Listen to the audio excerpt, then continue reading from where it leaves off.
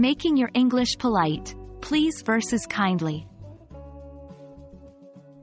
Hello, language learners. Today we're diving deep into the art of making polite requests in English. Specifically, we're comparing two vital words, please and kindly.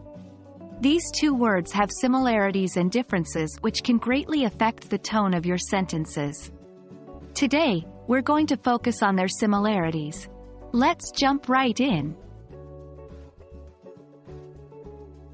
Please and kindly are adverbs that we often use when making polite requests or offers in English. These words add a layer of respect, courtesy, and politeness to your sentences. They are usually used in formal or semi-formal situations, but can also be used in informal settings to express politeness.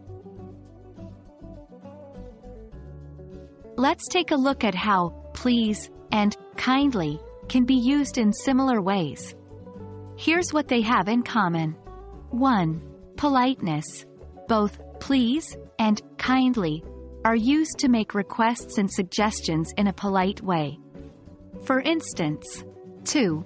Could you please pass the salt? 3. Could you kindly pass the salt? These two sentences have the same meaning and convey the same level of politeness. 4. Position in a sentence. Both please and kindly can be used at the beginning, middle, or end of a sentence without changing the meaning. Here are some examples. 5. Please, could you pass the salt? 6. Could you please pass the salt? 7. Could you pass the salt, please? Similarly for kindly. 8. Kindly, could you pass the salt? 9. Could you kindly pass the salt? 10. Could you pass the salt, kindly? 11. Formality. Both please and kindly give a sense of formality to your requests. They signal to the listener that you are speaking respectfully and not demanding. This is particularly useful in formal situations or when speaking to people you don't know well. Remember, using please and kindly correctly can make your English sound more natural and polite. They help soften your requests and make you sound more approachable and respectful. So, do not hesitate to use them in your everyday conversations.